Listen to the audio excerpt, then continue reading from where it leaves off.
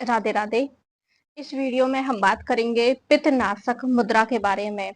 गर्मियों में हमारा पित्त बढ़ जाता है, जिसके कारण हमें एसिडिटी होती है, खाया पिया अच्छे से पचता नहीं है, खाया हुआ मुंह की तरफ आता है, जलन रहती है, छाती में जलन बन जाती है। तो उसके लिए सबसे अच्छी मुद्रा है पित्तनाशक मुद्रा। करना कैसे है? अपने अंगूठे की जड़ में इंडेक्स फिंगर को लगाना है। अंगूठे की जड़ में इंडेक्स फिंगर को लगाने के बाद रिंग फिंगर को अंगूठे से टच करना है। बाकी की 2 उंगलियां इस तरह से सीधी रहेंगी। दोनों हाथों से इस मुद्रा को बनाना है। इंडेक्स फिंगर को अंगूठे की जड़ में लगाना है और रिंग फिंगर को अंगूठे से टच करना है। बाकी 2 उंगलियों को सीधा करना है और आप इस तरह से आसन में, सुखासन में आराम से बैठ सकते हैं। आंखें बंद करके बिल्कुल मन को शांत रखना है। अगर आप इस मुद्रा को धारण करके 5 मिनट बैठते हैं तो आपका पित्त धीरे धीरे शांत होने लगेगा। ये मुद्राएं बहुत ही पावरफुल होती हैं, बहुत ही काम करती हैं। आप इन मुद्राओं को खाना खाने के आधे घंटे बाद भी धारण कर सकते हैं। खाना खाने के तुरंत बाद आपको ये पित्तनाशक मुद्रा नहीं करनी है। आधा घंटे बाद आप अच्छे से आराम से ये मुद्रा कर सकते हैं। तो ये हो गई हमारी पित्तनाशक मुद्रा। दूसरा है, गर्मियों में अगर आप सौंफ का पानी पीते हैं तब भी हमारा जो एसिडिटी है, जलन है, उसमें भी हमें काफी राहत मिलती है। अगर किसी की बॉडी में गर्मी ज्यादा बनी हुई है तो एक आता है गोंद कतीरा। रात को 2 से 3 उसके दाने भिगो देने हैं। जैसे गोंद होता है, ऐसी सिंपल गोंद कतीरे के नाम से आता है। 2 से 3 दाने भिगो के रख देने हैं। सुबह उसे खाली पेट, या तो आप मिश्री डाल के खा लीजिए, धागे वाली मिश्री डाल के उसे चबा चबा के खा लीजिए, या फिर आप शरबत में डाल के भी पी सकते हैं, या फिर आप सिंपल उसे खा सकते हैं। ये बहुत ही अच्छा है गर्मियों के लिए गोंद कतीरा। पित्त को शांत करने के साथ साथ एक तो पित्तनाशक मुद्रा हो गई, दूसरा हो गया आपका गोंद कतीरा, तीसरा हो गया सौंफ का पानी। सौंफ को भिगो कर रख दीजिए या तो शाम को, और सुबह उसे छान कर पी सकते हैं। या फिर दूसरा तरीका है, आप सौंफ से पाउडर भी बना सकते हैं। सौंफ, धागे वाली मिश्री, धनिया, साबुत धनिया, काला नमक, काली मिर्च, इन 5 चीजों को मिक्सी में पीस कर या हाथ से कूट कर इसका पाउडर बना के रख लो। इसे 1 गिलास पानी में डालो और इसे पीना शुरू करो। ये भी गर्मियों के लिए सबसे जबरदस्त अच्छा तरीका है। अब हम आते हैं अपने, जिन्हें गुस्सा बहुत आता है, एक तो गर्मी ऊपर से गुस्सा, तो गुस्से को शांत करने के लिए अपने ब्रेन को रिलैक्स करना है। तो ब्रेन को रिलैक्स करने के मैं 2 तरीके बताऊंगी, जो आपको अच्छा लगे आप दोनों में से कोई भी कर सकते हैं। पहला तरीका है, जो आपका अंगूठा है, ये हमारे ब्रेन को रिप्रेजेंट करता है। ये अग्नि तत्व का होता है और दूसरा ये हमारे ब्रेन को रिप्रेजेंट करता है। अगर आप अपने अंगूठे की टिप को इस तरह से दबाते हैं, ठीक है, और आराम से शांत होकर बैठते हैं, थोड़ी देर दबा के रखना है, आपका ब्रेन धीरे धीरे रिलैक्स होना शुरू हो जाएगा। क्योंकि जो आपकी ब्रेन की नर्वस सिस्टम है वो रिलैक्स होना शुरू हो जाएंगी। क्योंकि जब हम अंगूठे को दबाते हैं, ये एक एक्यू पॉइंट्स है। ऐसा करने से हमारे ब्रेन में से हार्मोन्स रिलीज होते हैं, अच्छे हार्मोन्स रिलीज होते हैं, जो हमारे ब्रेन को रिलैक्स करेंगे। अब कभी कभी देखोगे कि जब हम ज्यादा गुस्से में होते हैं, आंखें लाल हो जाती हैं, गर्दन के पीछे भी बहुत ही दबाव पड़ता है। तो ये रिलैक्स होगा अगर आप इस तरह से अपने अंगूठे को दबाते हैं।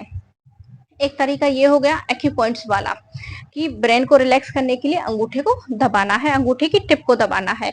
दूसरा तरीका है, सोने से पहले अगर आप अपने आज्ञा चक्र पे, जहाँ पे हम बिंदी लगाते हैं, यहाँ पे अगर आप ध्यान लगाते हैं, ध्यान लगाने का मतलब है कि जो ये कलर्स हैं, ये हम जैसा हम सोचते हैं आंखें बंद करके, वैसे ही कलर हमारे सामने आ जाते हैं।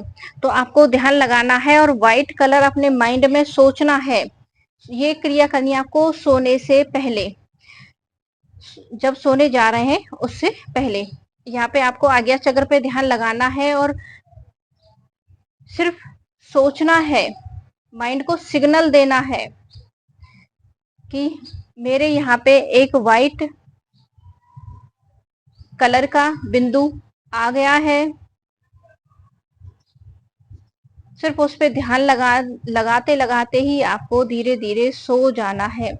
ये भी हमारे ब्रेन को रिलैक्स करने के लिए सबसे अच्छा तरीका है।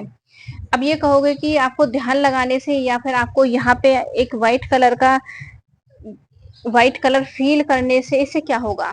जैसे कि आपके सामने कोई गोलगप्पे की बात करता है, इमली की बात करता है, अच्छे अच्छे व्यंजनों की बात करता है, तो आपके मुंह से पानी आ जाता है ना। उसी तरह से हम जब ब्रेन से हम जब सोचते हैं, ठीक है, जब हम कुछ सोचते हैं तो हमारी बॉडी उसी तरह से हार्मोन्स रिफ्लेक्ट करने लगती है। जैसा कि आप कहीं पे जा रहे हैं और आपने कुछ ऐसा इंसिडेंट देख लिया है जिससे देखकर आपका दिल धड़कने लगता है और पेट में गुदगुदी सी होने लगती है, पेट में दर्द होने लगता है, क्योंकि सिर्फ देखने से और सोचने से हमारी बॉडी बहुत कुछ रिफ्लेक्ट करती है। तो इस बात को जरूर आपको ध्यान देना चाहिए। अगला काम अगला काम है हम अपने चेस्ट पे, ठीक है। आजकल पॉल्यूशन इतना हो गया है तो चेस्ट पर जरूर ध्यान देना जरूरी है। जो भ्रस्तिका नहीं कर पाते हैं, गहरी लंबी भ्रस्तिका कैसे की जाती है आपको एग्जांपल के तौर बता देती हूँ। जो भ्रस्तिका नहीं कर पाते हैं तो उनका दूसरा तरीका है उन लोगों के लिए। पहला तो भ्रस्तिका ये हो गई, सांस भरते हुए हाथों को ऊपर लेके जाना, सांस छोड़ते हुए हाथों को नीचे लाना होता है।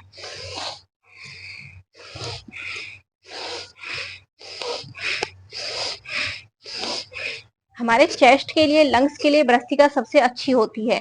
अगर आप हाई बीपी होने के कारण भ्रस्तिका नहीं कर पाते हैं तो आपके लिए दूसरा तरीका है। अगर आप अपनी कॉलर बोन के यहाँ पे इस तरह से टैपिंग करते हैं दोनों हाथों से, चाइनीज लोग जैसे करते हैं उसी चाइनीज नहीं, जापानी लोग जो इस तरह से टैपिंग करते हैं, ये टैपिंग बहुत ही पावरफुल है। सिर्फ आपको इस तरह से कॉलर बोन के यहाँ पे आपको टैपिंग करनी है। आपका इस तरह से टैपिंग करने से आपके जो चेस्ट रिलेटेड समस्याएं वो तो दूर होंगी ही होंगी, साथ ही साथ लेडीजों की पीसीओडी की समस्या भी दूर होती है, क्योंकि हमारे यहाँ पे कुछ एक्यूपेंट्स ऐसे हैं कि जो हम लेडीजों के लिए बहुत ही जरूरी है। गर्मियों में पित्त बढ़ने के कारण हम लेडीजों को वाइट डिस्चार्ज की समस्या होने लगती है। अगर आपका को वाइट डिस्चार्ज की समस्या है, ठीक है, तो उसके लिए आप सुबह सुबह खाली पेट 2 इलायची चबा चबा के खाना शुरू कर दें। पहला तो है 2 इलायची चबा चबा के खाना है। दूसरा तरीका है शीशम। शीशम का जो पेड़ होता है आप सभी ने देखा होगा, शीशम के जो पत्ते होते हैं ये हमारे पित्त को शांत करने में बहुत ही जबरदस्त है, बहुत ही बेहतरीन है। तो दूसरा तरीका है आप या तो सुबह सुबह खाली पेट 10 से 15 शीशम के पत्ते चबा चबा कर खाना है, या फिर आपको सुबह सुबह खाली पेट 2 इलायची खानी है। अगर आपको वाइट डिस्चार्ज की समस्या है, पीसीओडी की समस्या है, तो अगला तरीका ये है कि आपको सिर्फ और सिर्फ स्थिरता के साथ आसन में बैठना होता है, ठीक है, जिसे हम बदकोन आसन भी बोलते हैं, तितली आसन बोलते हैं, बटरफ्लाई आसन बोलो, कुछ भी जो भी आप बोलते हैं। इस तरह से अपने दोनों पैरों को थोड़ा शरीर के अपने बॉडी के पास में लाना है और इस तरह से आपको स्थिरता के साथ रीढ़ की हड्डी को सीधा करके बैठना है और गहरी लंबी सांस लेनी है इसमें। और जब आप गहरी लंबी सांस लोगे तो आपका पेट फूलना चाहिए, जब सांस को बाहर निकालोगे तो पेट अंदर जाना चाहिए।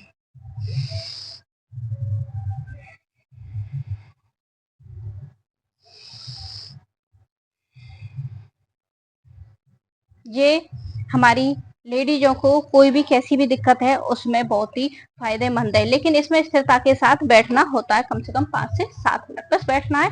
आप अगर मूवमेंट भी नहीं कराना चाहते हो पैरों को तो तब भी आपका उतना ही फायदा होगा। अगला है, ज्यादा ही एसिडिटी है, ये सब कुछ आप खा नहीं सकते हैं या फिर आपको घबराहट होती है इधर उधर जाने में, चलने फिरने में, आप गाड़ी में बैठे हुए हैं, रेल में बैठे हुए हैं, तो आप शीतली शीतकारी प्राणायाम भी उस समय कर सकते हैं, चंद्रवेदी प्राणायाम भी कर सकते हैं। चंद्रवेदी प्राणायाम होता है अपनी लेफ्ट नोस्ट्रिल से सांस लेना और छोड़ना होता है, इसे चंद्रवेदी प्राणायाम कहते हैं। राइट नोस्ट्रिल को बंद करना है और लेफ्ट से सांस लेनी है और छोड़नी है। ये हो गया चंद्रवेदी प्राणायाम। शीतली शीतकारी प्राणायाम होता है, एक तो दांतों को बंद करके इस तरह से सांस लेनी होती है, दूसरा अपनी जीभ से पाइप बना के